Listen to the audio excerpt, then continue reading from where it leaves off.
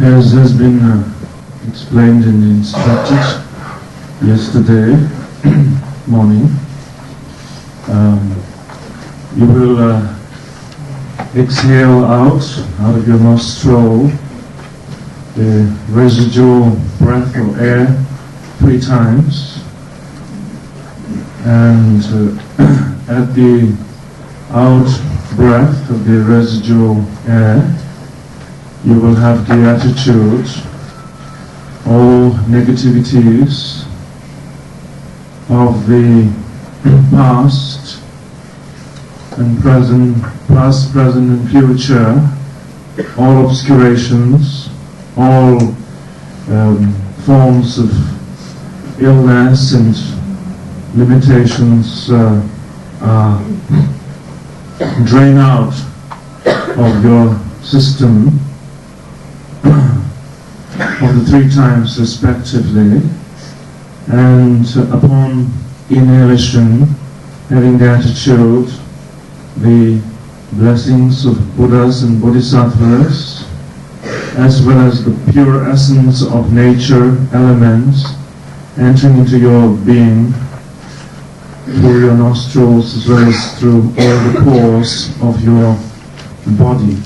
So in this way, we'll do the 3 exhalation and inhalations.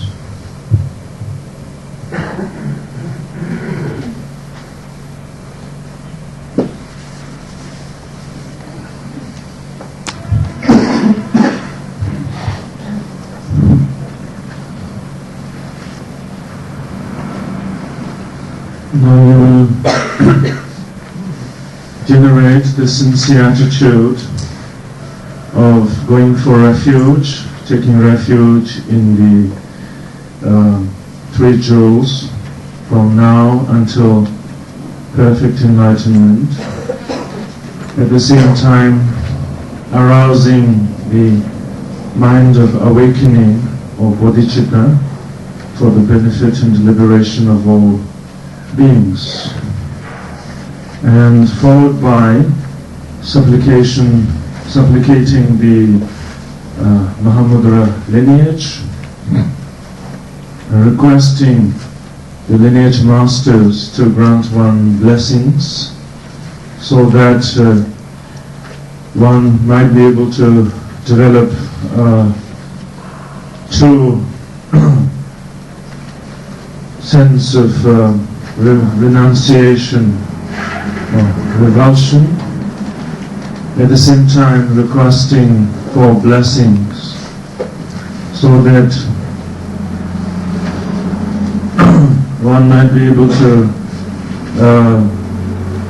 develop genuine confidence and devotion in the masters of the Mahamudra lineage, the masters of the Mahamudra lineage, and furthermore requesting the masters to grant one blessings so that the very foundation and the root of meditation practice, being mindfulness and awareness, so that one may be able to develop true non-distracted awareness. And thus when we do the refuge prayer and prayer for the generation of bodhicitta and prayer for the supplication to the Mahamudra lineage masters, you will contemplate on the attitude or the intention this way.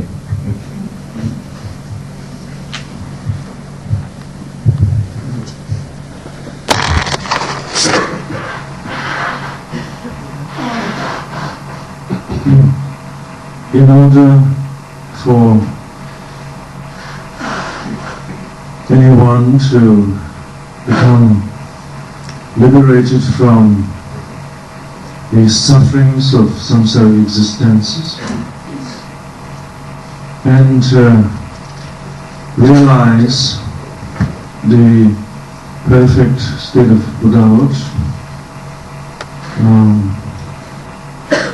the state of freedom from sufferings and the state of enlightenment of mind, what is necessary is to engage in the practice of the noble teachings of the Buddha. And in order for one to be able to properly engage in the practice of the teachings of the Buddha, there is a need for certain important favorable conditions. Specifically, outer favorable condition in the way of among different forms of birth, experiencing human birth, that also endowed with the conditions to be able to practice the Dharma. The favorable human birth, which provides one the opportunity to be able to practice the Dharma. And then the internal favorable condition that there is to be mental inclination to want to engage in the practice of the Dharma.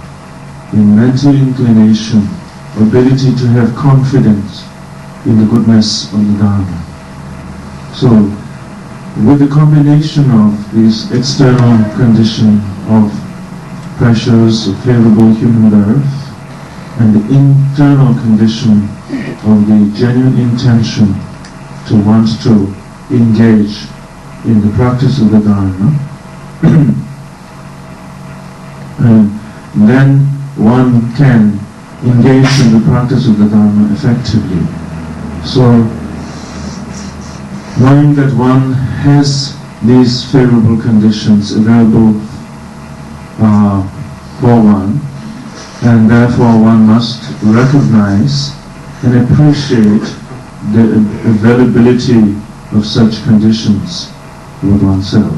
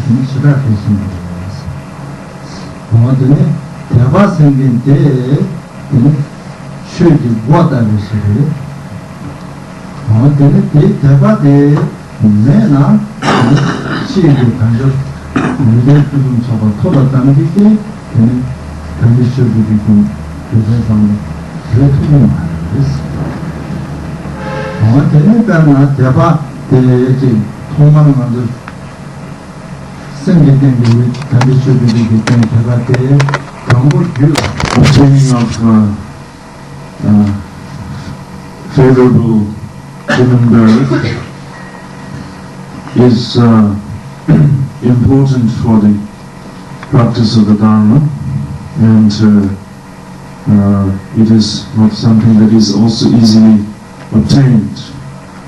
But more important than the outer experience of birth in the human existence is the inclination or the aspiration to want to engage in the practice of the Dharma, or the appreciation of the Dharma. And in order to have a genuine and continuous appreciation of the Dharma, what is most essential as far as an internal favorable element is that of sincere and certain confidence in the Dharma, in the goodness of the Dharma. Such aspiration and intention of confidence, of faith in the Dharma generally is not easy to come by, and some people do not have that initially. And also those who have over the time developed some degree of confidence and faith, and thus possibility that it's not firmly rooted, and there's no complete reliability, and sometimes the confidence is one is inspired to have more confidence, and sometimes the confidence sort of has faded away. So confidence is most important, because having confidence in the Dharma is like there is open passage, or the door to the house is open, the entrance is open, so that the entrance could be used, and the objects or things whatever could be entered into it, the passage could be used. On the other hand, if the entrance is closed or blocked, then nothing goes through it, since there is no clear passage. So confidence in the Dharma is like the entrance is open, or the door is open. The different aspects of the knowledge of the Dharma could enter into one's mind, into one's being. So in this way, what is most important is to have confidence and in the Dharma, but also firm and stable confidence in order for one's study and the practice of the Dharma to be effective.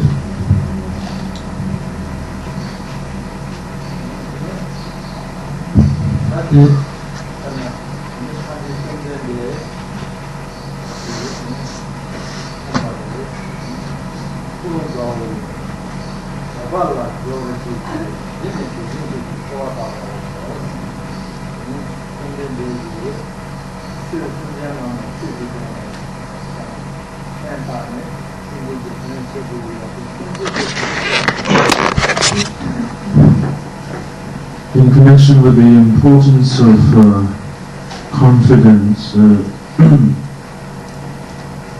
the Buddha told his principal disciple Ananda,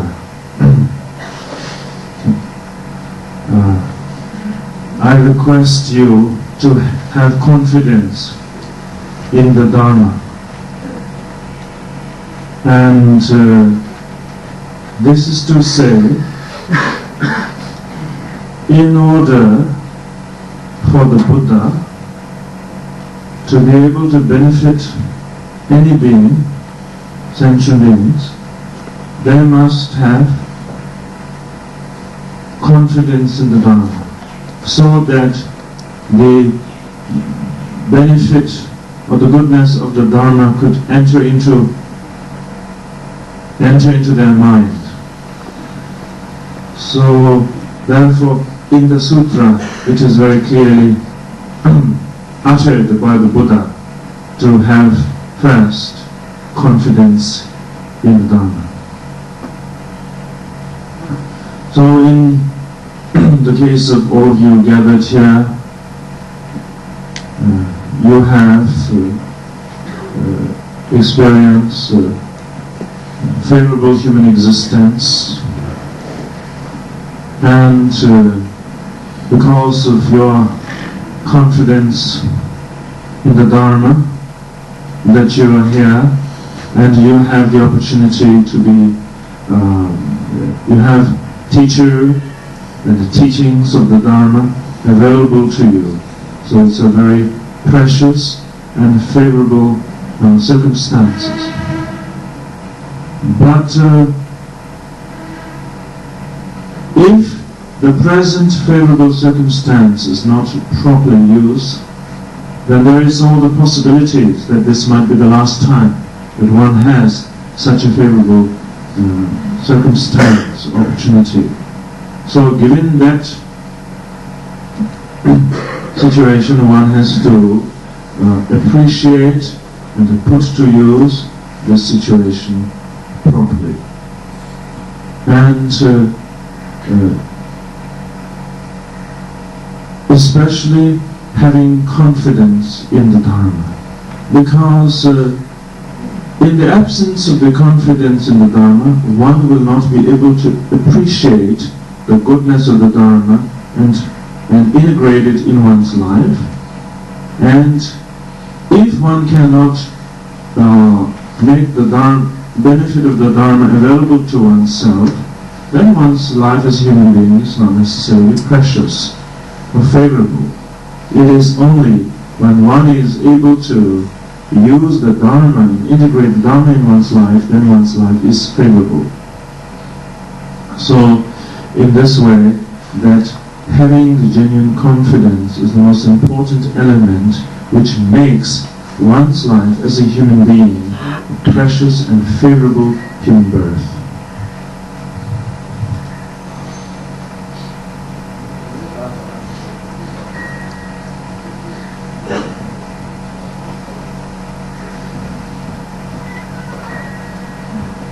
Nous méditons maintenant quelques instants en réfléchissant à ce qui constitue Do a short session of meditation and one's mind focusing or contemplating on the favorability and preciousness of one's existence as a human being, and focusing on that.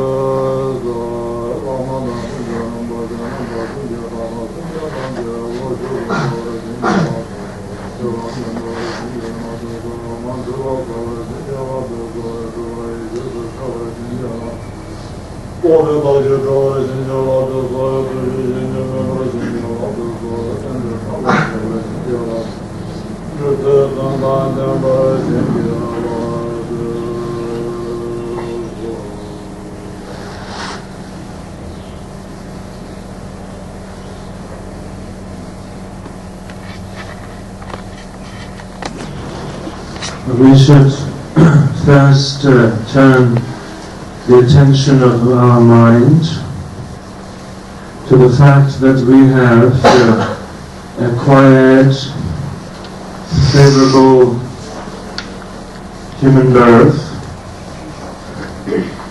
as well as we have the availability of spiritual friends and the teachings of the Dharma, and therefore all the necessary conditions to be able to engage in the practice of the Dharma with the precious human birth. As such, we should arouse the genuine attitude, motivation, and in whatever aspect of the teachings that we involve ourselves with, be it listening to the teachings, contemplating on the meaning of the teachings, or engaging in actual practice of the teachings, we are going to do all of these to be able to help benefit sentient beings, to effect the liberation of sentient beings from the ocean of sufferings of samsara and establish them into the perfect state of Buddhahood. So one will thus turn one's attention on this generation of the mind of bodhicitta.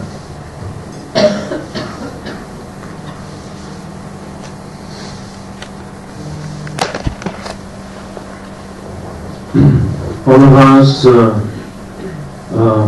in samsara experiencing all forms of sufferings, and within the human existence realm there is the four sufferings of birth, sickness, old age, and death, and the various other, and these sufferings in particular, and the various other forms of sufferings. And in order for us to experience liberations, particularly in order to be able to benefit sentient beings, in the situation that we are not in the best of positions to benefiting beings. And so it becomes necessary that we have our enlightened objects of refuge to turn to, and then also enlightened objects of refuge, those who have become liberated from the sufferings of samsara. And therefore, for guidance and for protection, and for ourselves and for others, what is initially most important is that we go for refuge. And in this way, we must have the sincere attitude of going for refuge to the three precious jewels.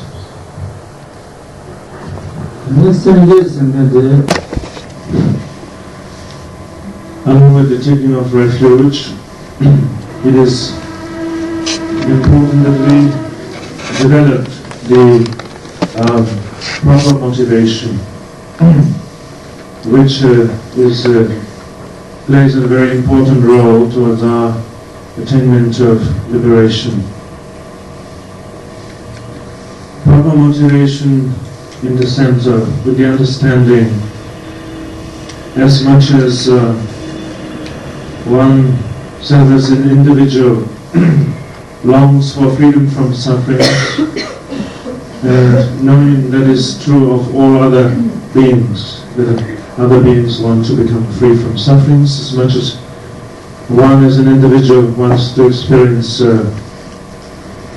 happiness and well-being, others also equally want. So therefore, with that understanding, having the sincere attitude that one's perseverance in the Dharma is for the benefit and liberation of all beings, arousing this attitude is the proper motivation.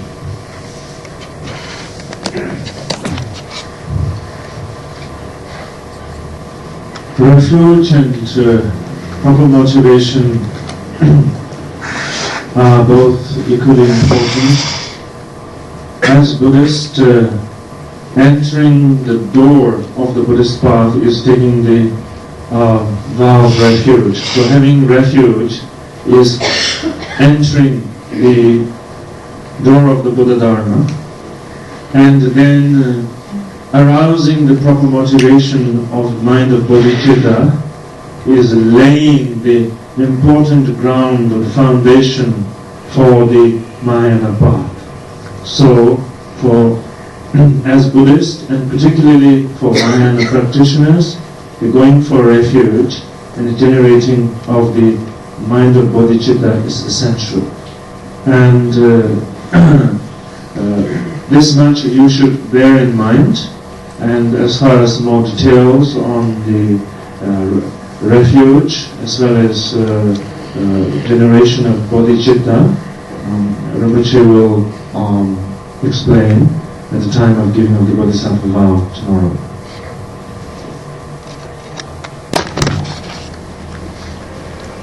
The principal focus of our seminar is the practice of meditation. And the importance of the practice of meditation, shine in Tibetan, calm abiding, or calm stabilizing. Normally, our mind is distracted by the concepts of thought connected with the three times. And thoughts and confusion arising as a result of all kinds of conditionings of mind. So therefore, our mind is constantly distracted by all kinds of conditioned conceptualities. And with the help of whatever object of focus, object of attention, maintaining the anchored or undistracted attention of the mind on an object of meditation is the shine practice, which helps one from the constant distraction of the mind.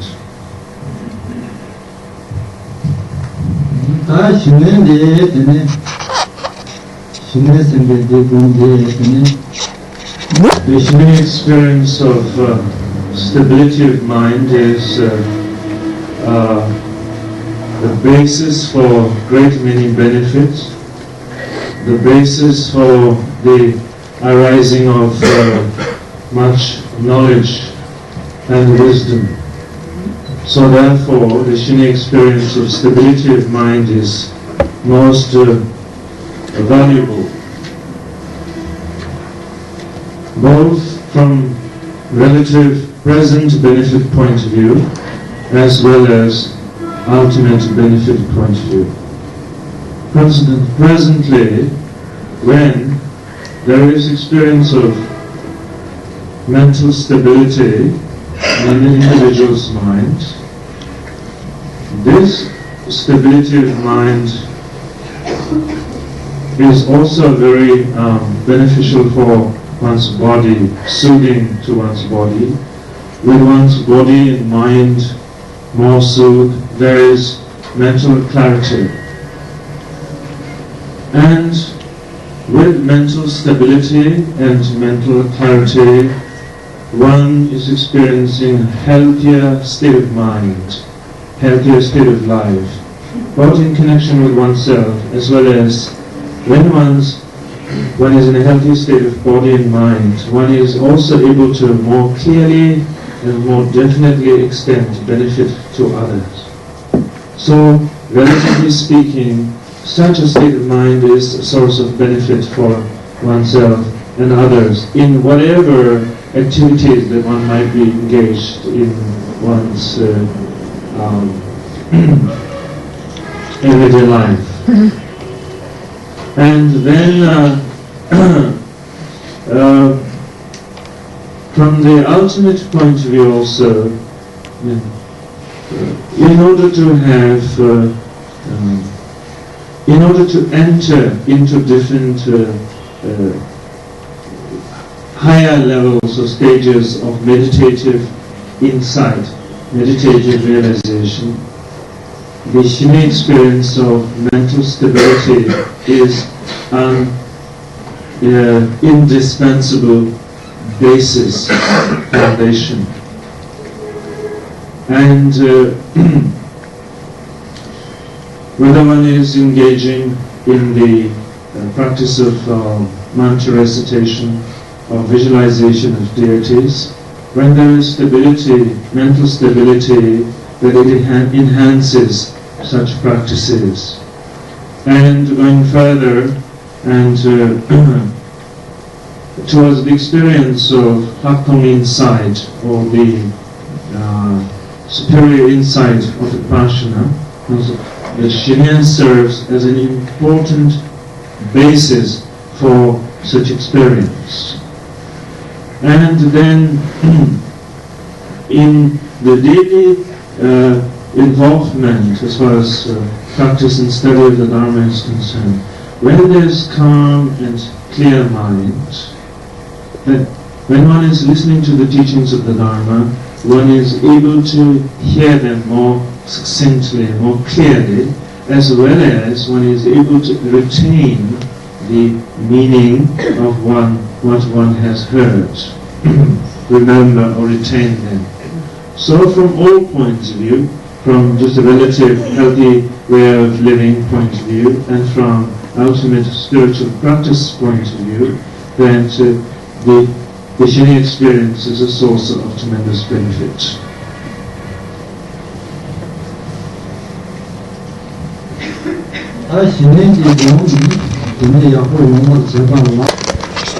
In order for one to experience effective Shine experience, then it is necessary for one to have a very clear and correct understanding of how to place one's body and mind properly.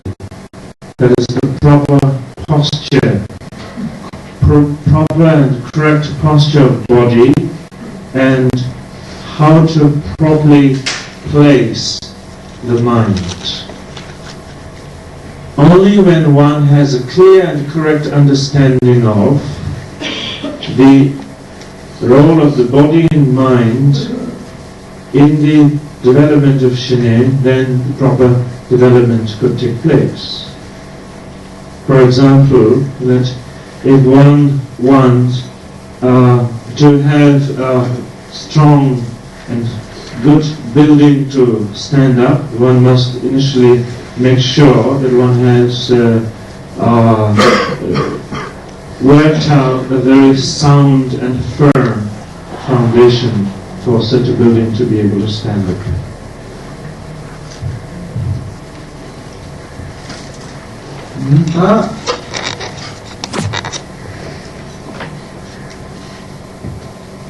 The proper placing of the posture of the body is important in that within our physical body there's a major net of circulation, sort of physical and subtler energies or channels taking place.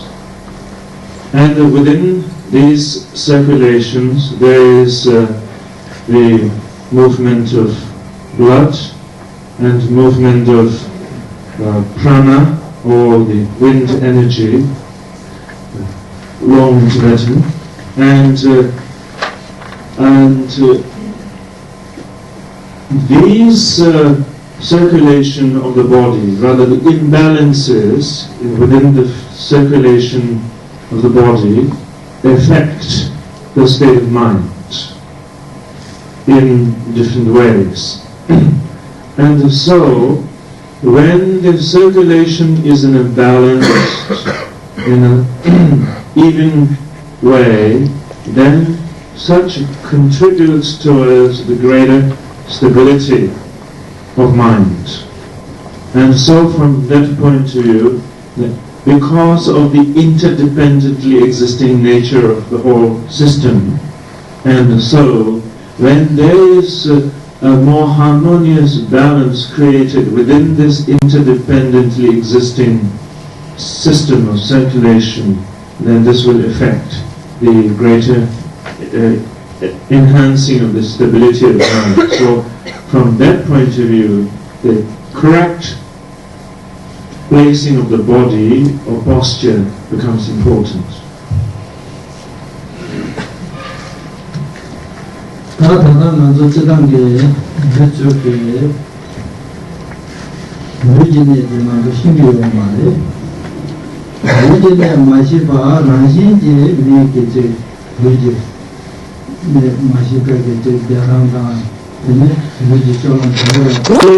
People do not have an understanding of the importance of proper posture of body or proper placing of the body, and since they are not aware of it, as a result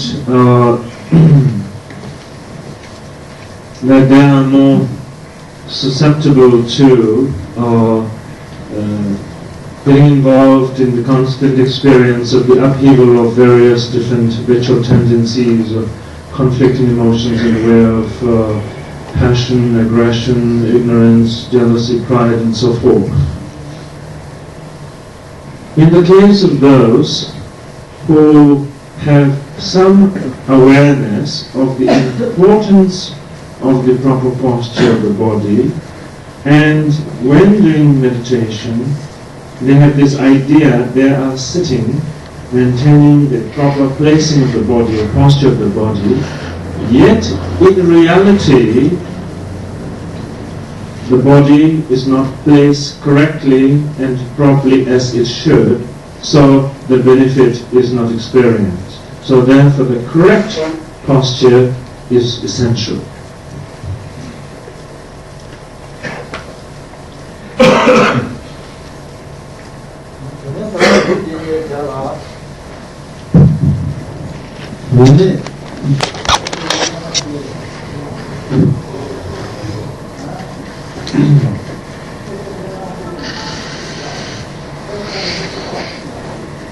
In order to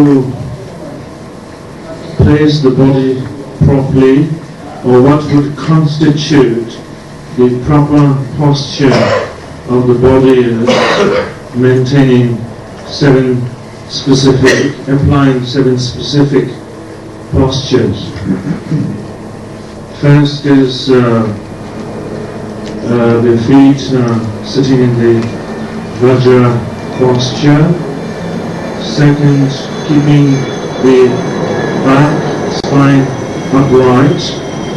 And third, the shoulders straight and sort of a bit flanked out, not curved in. And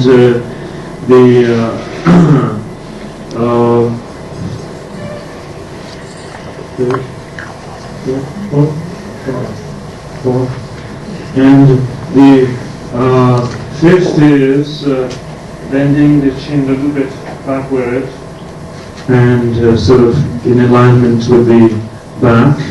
And the sixth is bringing the gaze of the eyes in front to about approximately 8 or 12 inches, and sort of bringing the gaze to that level.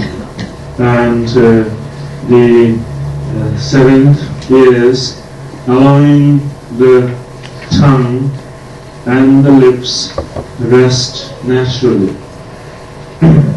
And sixth, fifth,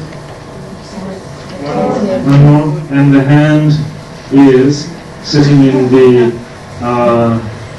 common meditation posture of the and then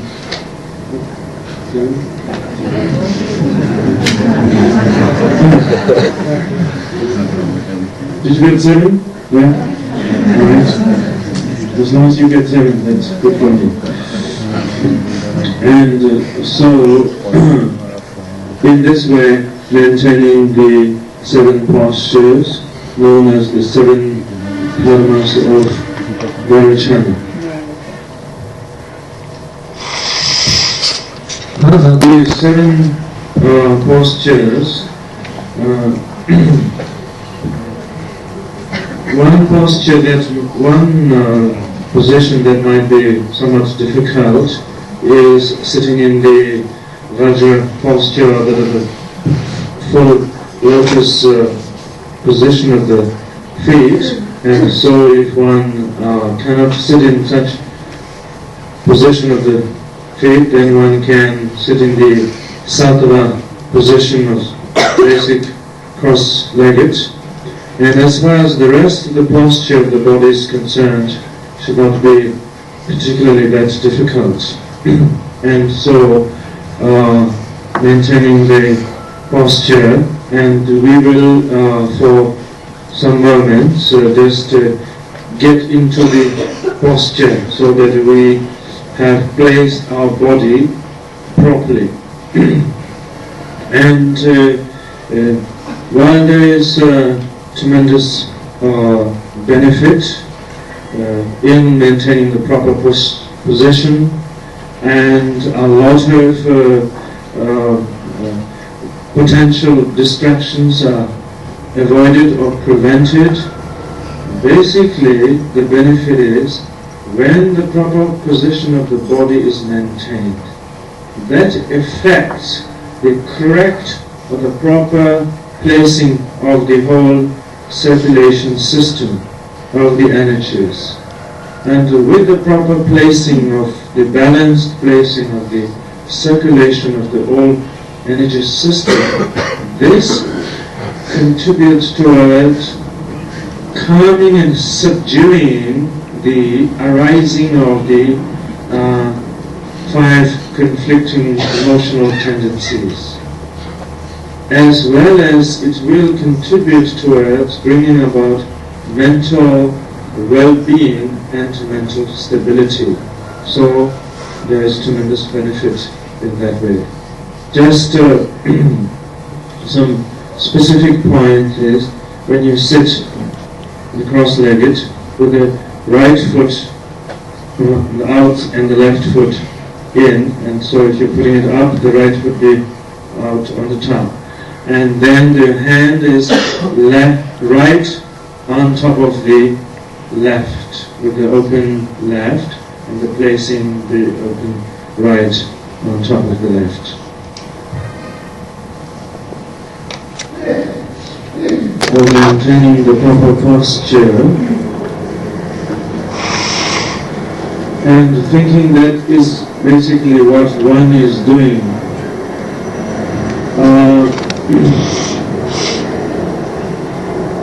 There is the possibility that one is not doing it correctly.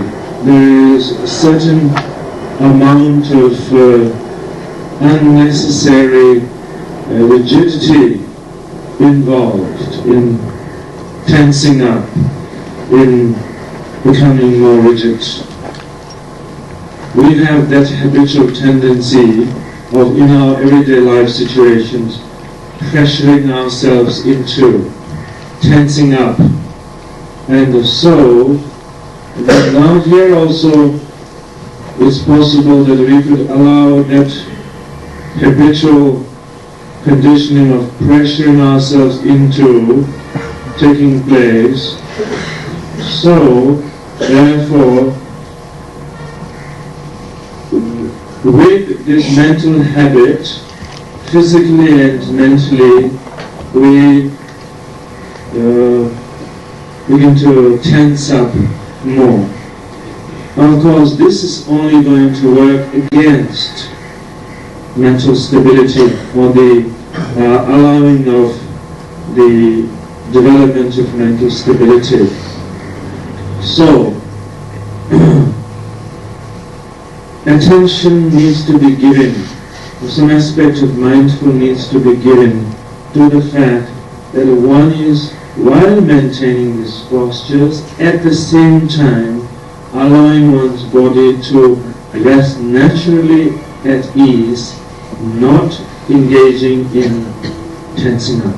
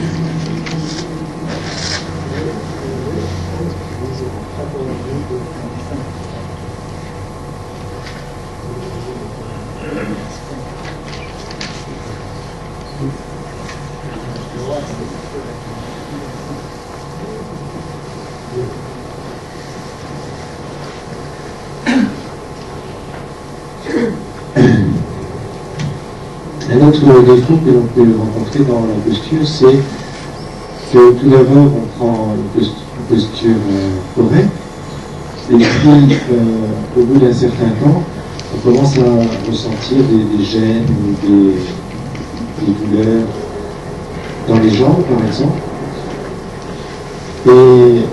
et on se force à maintenir la posture, à continuer malgré ces douleurs. Ça, on dit que c'est une erreur, on dit que c'est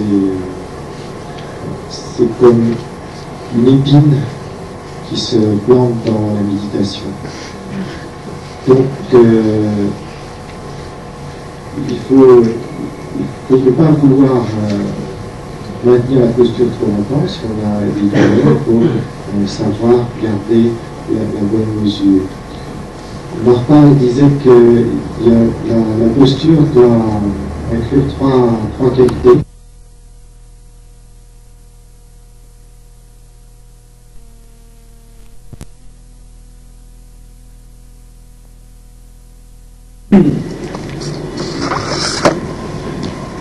At the beginning, they get into the proper posture of the body and they place their body very well. And as one is sitting, maintaining these postures, in the course of the sitting, then because of not being used to what have you, the sitting is becoming physically uncomfortable and therefore mentally uncomfortable, and at such time to still continue to push oneself to maintain the postures with the difficulties is also not correct. That to try to maintain the practice going on with such kind of discomfort and pain and what have you, we said that this is like a thorn, the thorn of samadhi, thorn of meditative stability. So the thorn is to be avoided. And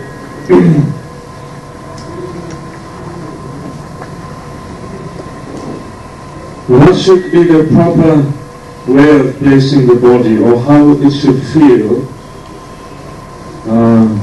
Marpa in his instruction had said,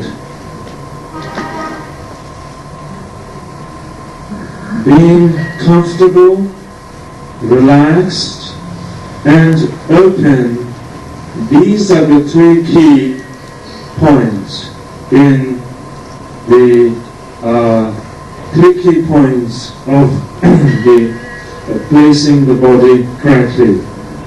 And these points are basically very much associated with state of mind, in terms of mind, in that because comfortable in the sense of there is no definite physical discomfort and pain, which is to get translated to the mind, mental discomfort, and a sense of being relaxed, not tense up, so it's both mental and physical and more mental, and then that because of being comfortable and being relaxed, the sense of being sort of open and light about it, lightness and openness about it, and not claustrophobic and heavy about it. And so, in this way, that these three elements of feeling comfortable, relaxed, and open are the key elements for the proper placing of the body.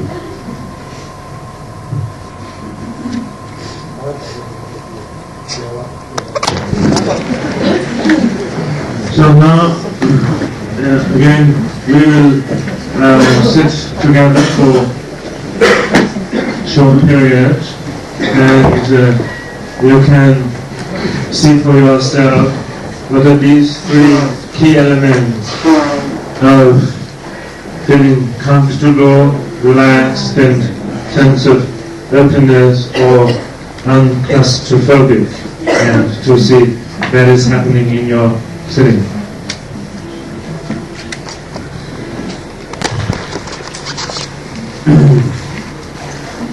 The important foundation for mental stability in connection with the proper posture of the body having been explained, and in the next session, which I will instruct into the important foundation for Sune experience, to placing the proper way or the key to place the mind correctly.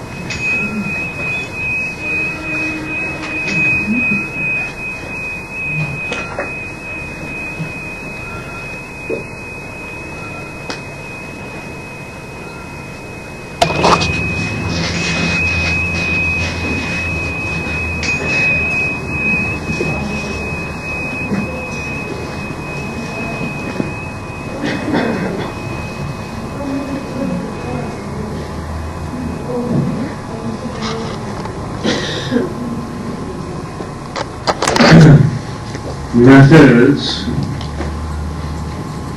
or meditational techniques that are presented in the Mahamudra tradition are all geared towards being able to place the mind correctly, effectively, towards the calm, abiding experience of the mind.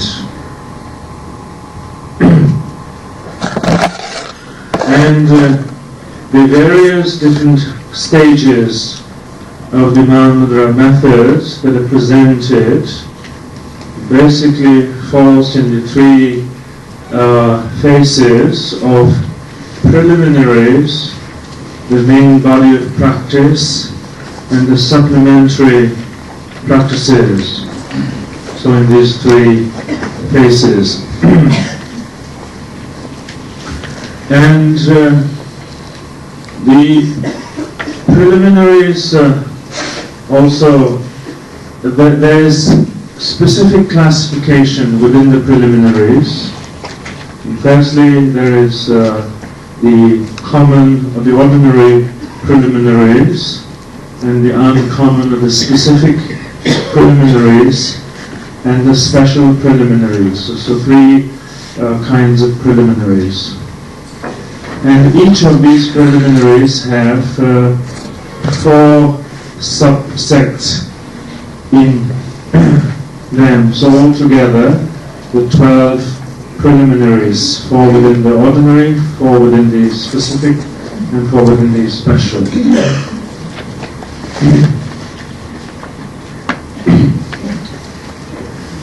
Which is the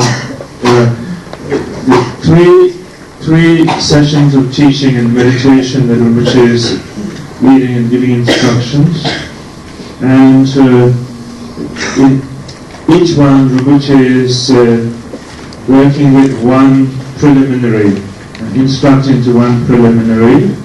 Like in the morning, the first of the common preliminary, and the first, then the second session, the first of the second preliminary, which is the specific, and in the third of the special preliminary, the first of the special preliminary. In attempting to place the mind correctly in the proper meditative state, in accordance with the Mahamudra tradition, there are all kinds of opposing factors or obstacles that we encounter, many different kinds of obstacles. Among the various different kinds of obstacles, the obstacles which are most challenging or difficult to overcome is we have a conditioned view of reality, and that is the phenomenal existence, the external world of existence. Our view of the world is it is permanent, believing in its permanence. At the same time, believing that the world is a source of well-being, source of happiness for us. And then clinging to this illusion of permanence and of source of happiness is the major cause of distraction, or the major obstacle from being able to maintain the calm, abiding experience of mind. Along with these major obstacles, then there are other obstacles. For instance,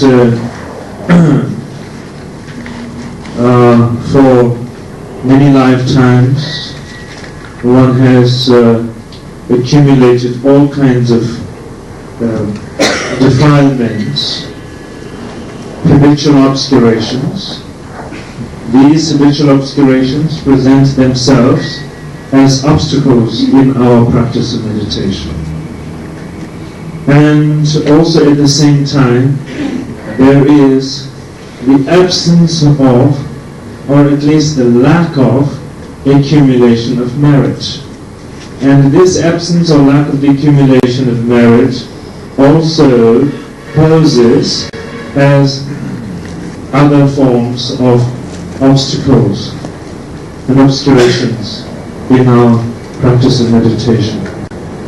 So the preliminary practices, be it ordinary, specific, or special, that are being presented to us to work with, is specifically to do away with as antidote for these various obstacles that have been pointed out, mentioned.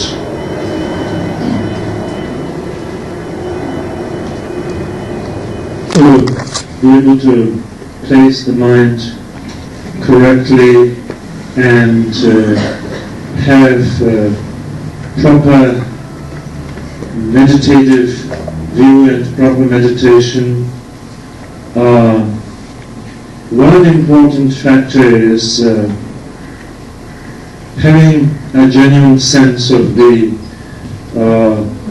futility of the world, the sufferings of samsara, and therefore a genuine attitude of revulsion, renunciation, that is an important factor in affecting the calm, abiding experience of the mind.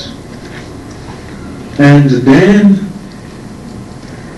beyond that, in order that there is the favorable basis or context for the meditation instruction to be pointed out properly, first one must confront oneself with one's own concept of one's mind, or rather the view that one holds as the real view in connection with one's mind, or in relationship to the view of everything. So that individuals have all kinds of different conceptual views, perceptions in that sense, views.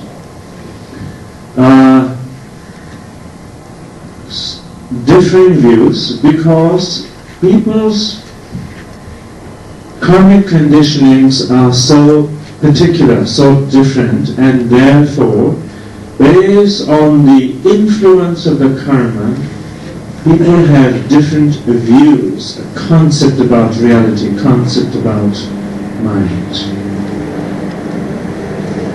Then, on top of that, influenced by whatever religious or spiritual traditions, at the same time based upon individual desires, interest, that people have certain very strong views and concepts about mind, reality.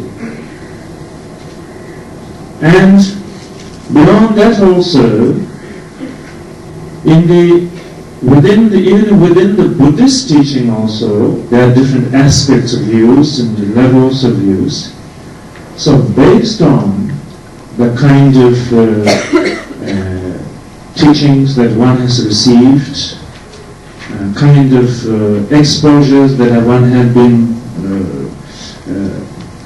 used to, on the basis of such, so one has a particular view, concept about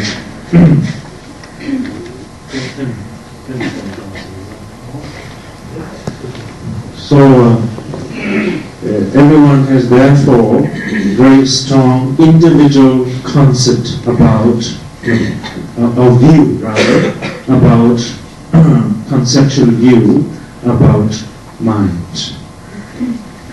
And so it is very important first to recognize, to crystallize, and to recognize what view do you personally hold?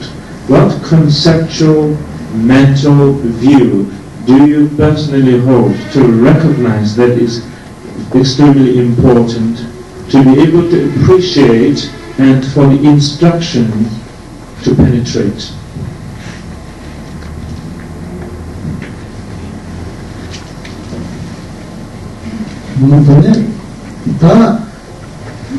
근데 수수께 따와 대 면허 차례진 공무원 주로 가리나 상나 소소게 저한테 따와지 면허 차례진 게 모두 세기 보내잖아 고와기 칸에 뭐 주도를 세기 고와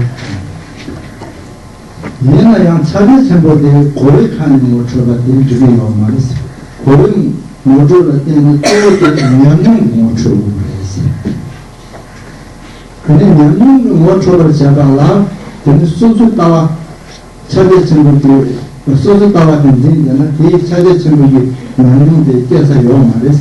어떤 말이지?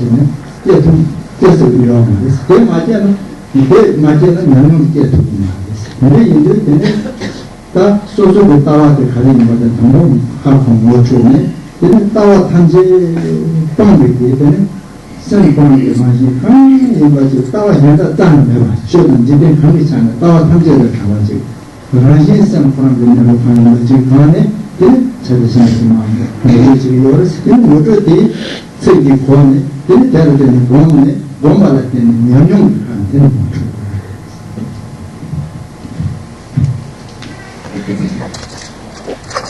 그다음에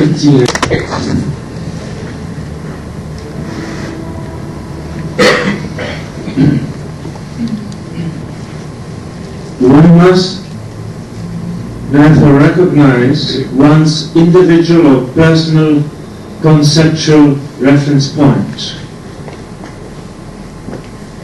whether it's karmically or otherwise influenced. And then, having recognized whatever one's conceptual reference point is, surrendering that conceptual reference point of view altogether, dropping it, discarding it, be it a very strong spiritual, seemingly spiritual reference point of view, or non-spiritual reference point of view, it's one sort of concept of it. Whatever reference point of view, whatever view, conceptual reference point of view that one is fixated on as being, it should be dropped. Because in order for the Mahamudra instruction to be introduced to your mind, then such context needs to be created. Because if one is fixated on a conceptual reference point, then when the Mahamudra instruction is being pointed out in connection with the nature of the mind, there might be the possibility of some intellectual understanding of what it is about, what Mahamudra is about, taking place. But in reality, the instruction of Mahamudra is not about intellectualization, intellectual comprehension. It is about experience or insight. In order for the insight to take place, if your mind is occupied by a very strong fixated conceptual reference point, then there is no room for this natural, spontaneous insight to take place. So simply, in order not only to understand the Mahamudra instruction, in order the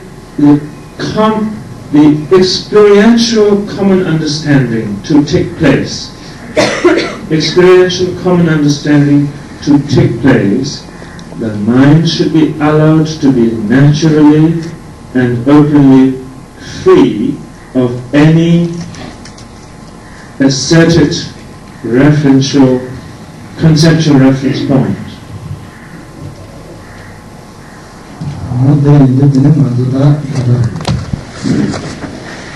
So now we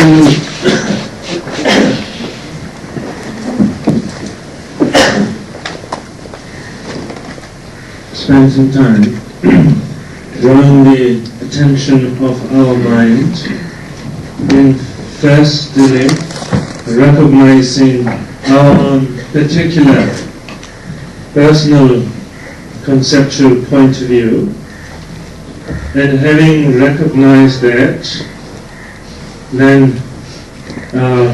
dropping it,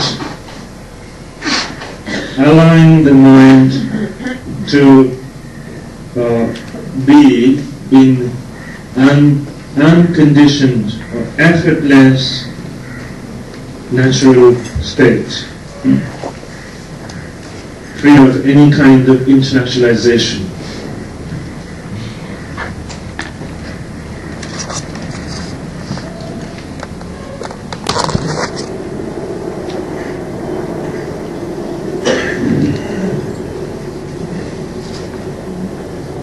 There's two instances where one engages in the practice of the Mahamudra meditation and application of the methods, and one is the instance of within the session of formal practice of meditation, and the second is post-meditation, post-session practice. And in the post-session of practice, post-meditation,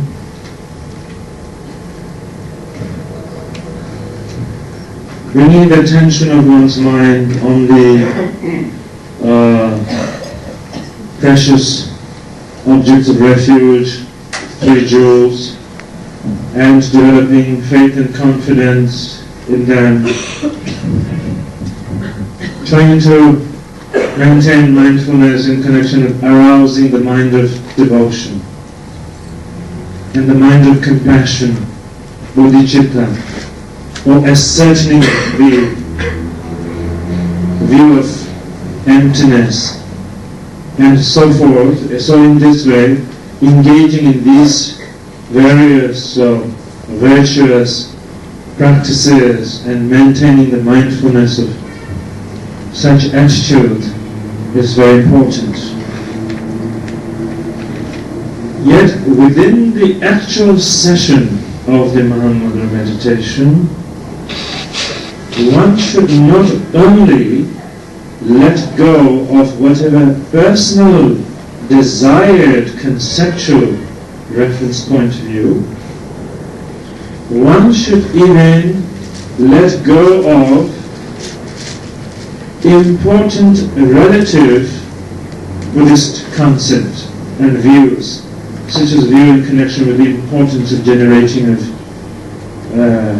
bodhicitta, view in connection with the understanding the emptiness nature of phenomena, and so forth, that even such intellectual, conceptual view, relatively very important, should be also dropped. As Rinpoche had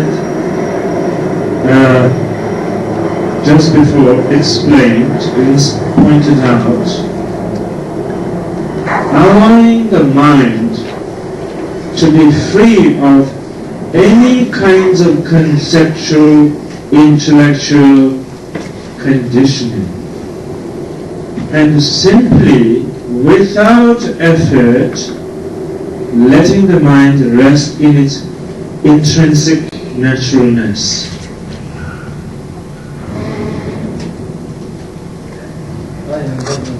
With this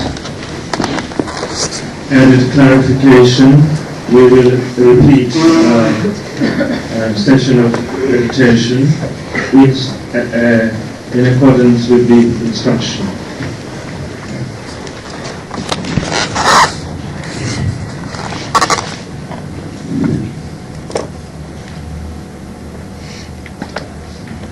So when you allow your mind to rest naturally and effortlessly in natural awareness, probably you have the experience of the atmosphere, mental atmosphere of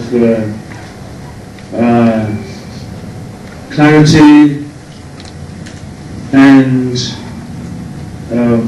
tranquility, mental harmony. There's possibility of this experience.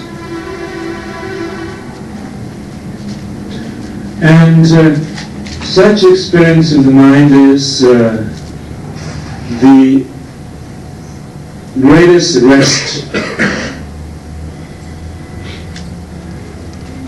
for the mind, and also the greatest of the best possible holiday or vacation for the mind. Unburdened by the usual load of the conceptual tendencies of all sorts, unloaded or unburdened by such. So from that point of view, the best or the greatest vacation for the mind. This experience of the sort of atmosphere of joyfulness and clarity of mind that takes place during the context pointed out, you should also draw your attention to the fact that this is not a gift of the Lama as teacher. This is not something you produce or created yourself as students. This is simply the way the mind is, given that it is allowed to manifest its natural qualities. Therefore, in the Buddhist teaching, the mind, the natural state of the mind is attributed by terms such as great bliss, or that of Sugata Garbha, or Buddha nature, and simply because of the natural potential of the mind.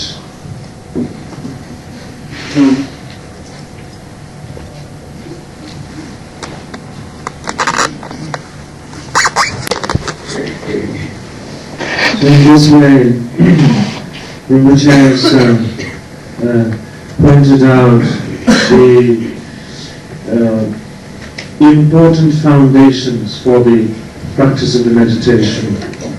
The physical foundation of the proper posture of the body, and the mental foundation of understanding what it means to place the mind correctly and clearly. And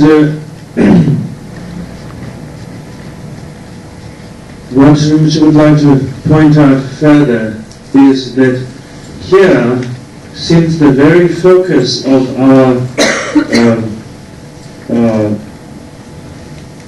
being here is the practice of meditation, so while there is a need for intellectual comprehension of the instruction, but more than the intellectual understanding of the instruction, that it must be integrated in the practice, and this intellectual understanding must be translated into practice and experience. So, that is one point that you should focus your attention on. That you focus mind on the foundations of body and mind, and that you actually are beginning to have experience of the understanding communicated. Then along with that, we must understand there should be some time and opportunity for some discussions, questions and answers. In this also it is important that the questions are coming from experience, coming from having integrated understanding into practice and experience. Because when the questions come from experience, it will be meaningful and it will be of greater effectiveness or benefit for everybody. So to focus your mind in this context too. So for today and tomorrow, to please practice, translate the understanding of the foundations of the meditation, the posture, and how to place the mind correctly, translate it into practice, and try to gain some experience, and so that on the basis of that we can, and in the coming days, have more fruitful discussions.